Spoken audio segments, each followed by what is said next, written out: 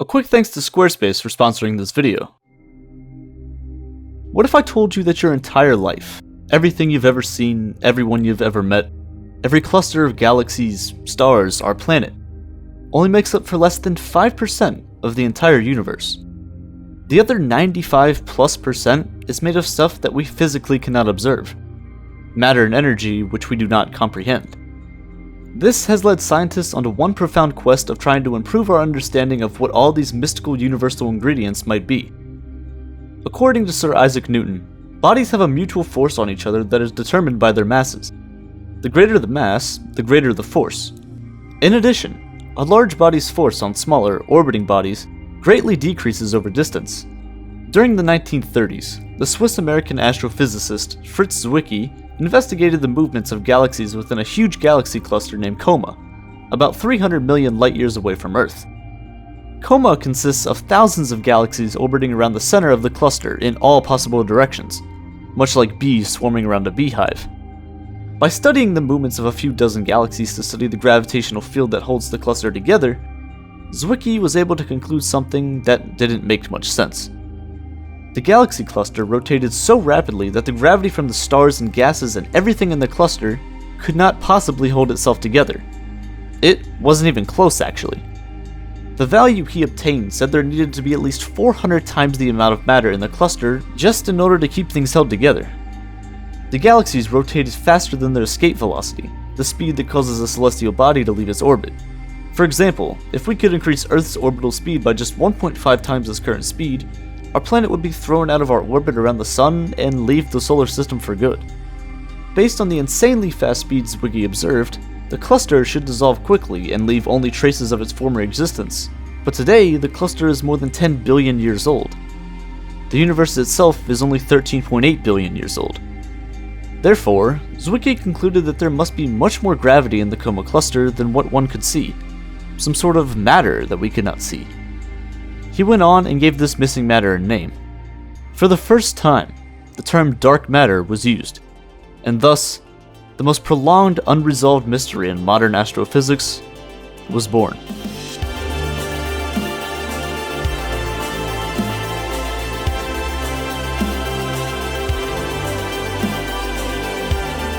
However, Fritz's work was unpolished.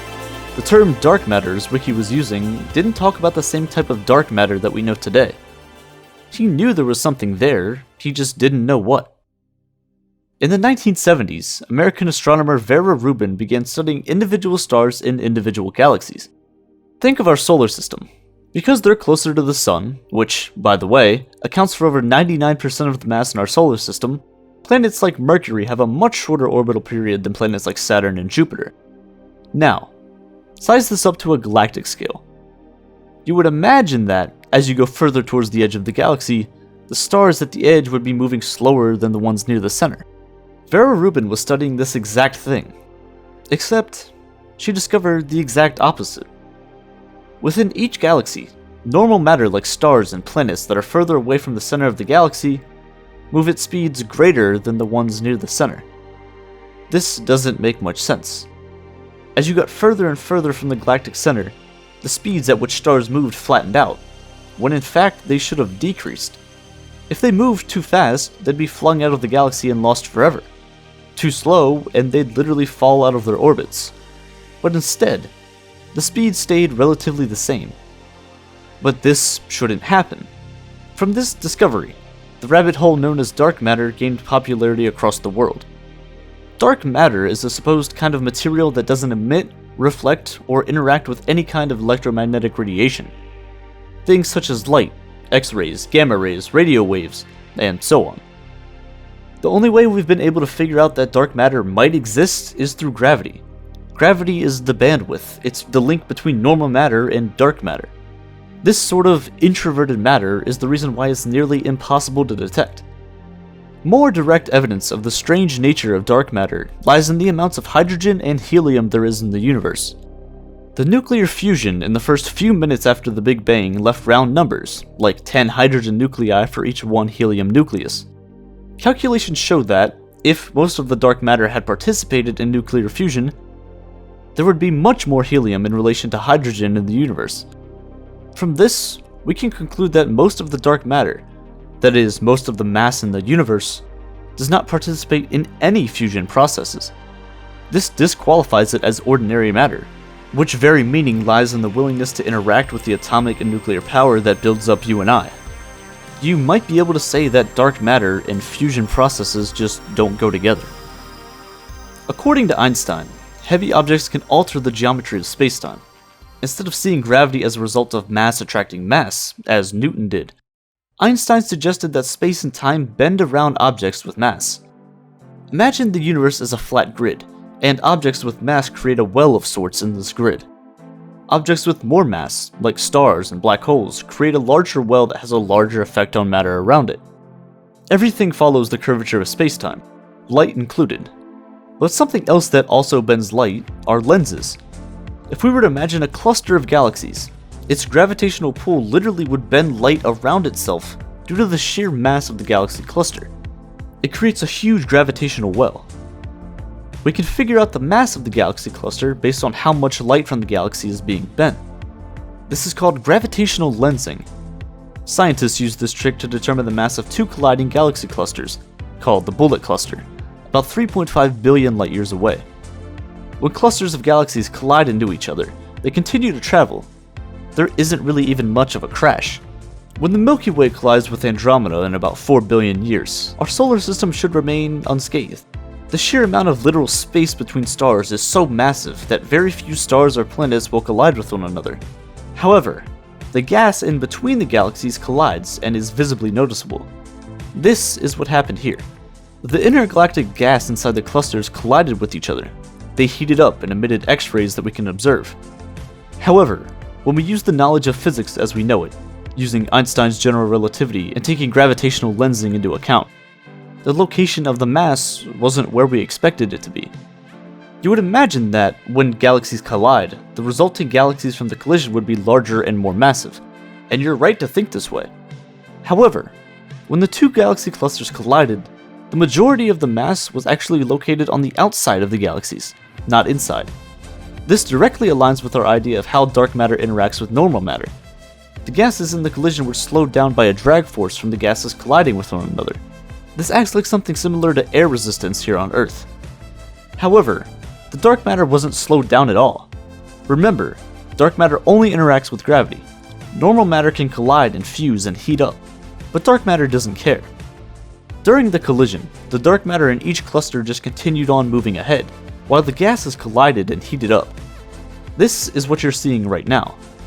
Scientists studying this claim that the chances of this being a fluke and purely coincidence were 1 in 1 quadrillion.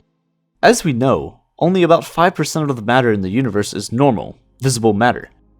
Dark matter accounts for 25%, about 5 times as much. Something we can't see has a bigger effect on gravity than everything else we can see. Because there's so much more of it, dark matter essentially lays the framework for the largest structures in the galaxy to form. Dark matter follows the gravitational wells that are formed by an extremely dense region of space. Gravity acts as a funnel, and dark matter collects together in these dense regions of space. This could be an explanation as to why we see so much of it in galaxies. If dark matter is axion particles, as many believe, they would most likely go right through each other without crashing at all. That's the very nature of axions, and that's what we observed here. Axions are a hypothetical particle, and some scientists' biggest bet when it comes to explaining what dark matter is. They weigh roughly 1/trillionth of the mass of a neutrino, the smallest particles that we're aware of in our current standard model of physics. If somehow axions are the explanation for dark matter, there has to be a lot of them. Remember, if there's 5 times as much dark matter as there is ordinary matter, and axions are considered to be even smaller than the smallest things we know today, then there must be an absurd amount of them in the universe. You'd imagine that because there's theoretically so many of them that they'd be easy to detect, right? No, not really. It's similar to the signal you'd receive from someone calling your phone. From Mars. I think it's easier to explain axions as a wave instead of a particle, and here's why. Light itself behaves both as a particle and a wave. You might have heard this before. As you find particles with smaller and smaller masses, you reach particles that don't have a further particle to decay into. I find it much easier to picture them as waves that permeate throughout the universe. A field of sorts. When we detected gravitational waves in 2015, we used detectors that were 16 square kilometers in order to detect a motion that is 10,000 times smaller than the nucleus of an atom. However, when studying axions, the experiments could essentially take place in your house if you wanted. The Axion Dark Matter Experiment, or ADMX, is essentially just one big magnet. If there are axions around, this massive magnet literally converts these dark matter axions into microwave photons, light, which we can luckily see. ADMX is one of the only detectors in the world capable of detecting axions. A similar experiment took place in 2016. Students at MIT created another experiment to try and detect axions. It went under the name, a broadband/resonant approach to cosmic axion detection with an amplifying B-field ring apparatus, or abracadabra. Funny. However, so far, we haven't had any luck with either of these experiments. Nevertheless, we do not know what dark matter really is. Some believe that dark matter does not consist of any matter at all, not normal, not dark, not anything else, but of something completely different. Something that has mass, but doesn't behave like anything we know. Perhaps one day we find out that dark matter does undergo fusion processes, a dark fusion of sorts. If we could harness that energy, who knows what things we could use it for. Reaching into the realm of science fiction, just maybe we can see the effects of forces from other dimensions, other universes. Perhaps the usual gravity from ordinary matter crosses a thin film from a phantom universe adjacent to our own, and maybe that could be the explanation for dark matter. If so, if we can feel forces from external universes, our entire universe can only be one of an infinite set that together form the multiverse. But let's not get too crazy. After the Big Bang, the universe at that time was full of an atomic soup. It was hot and dense, but rapidly expanding.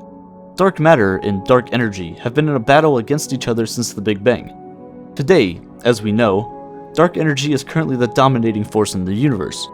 But in the early ages, when the universe was much younger, hotter, and denser, dark matter was actually the stronger of the two.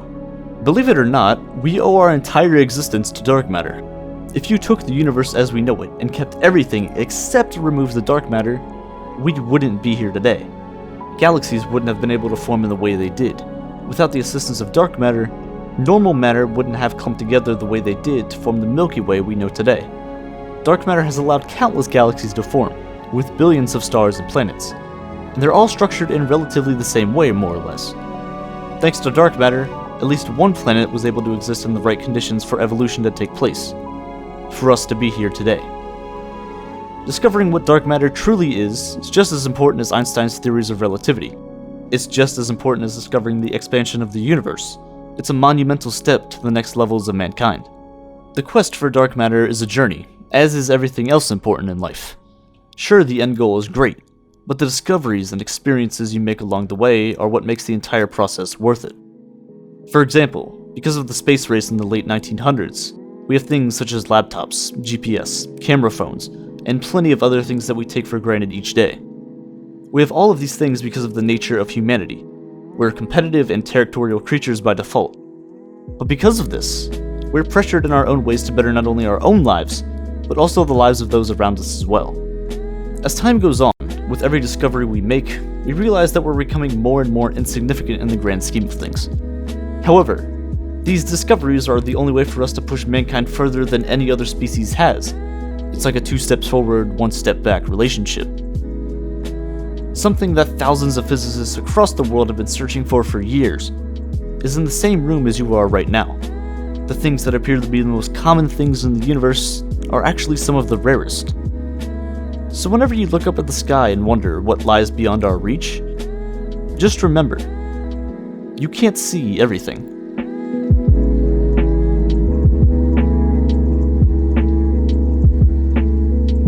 A quick thanks to Squarespace for sponsoring this video.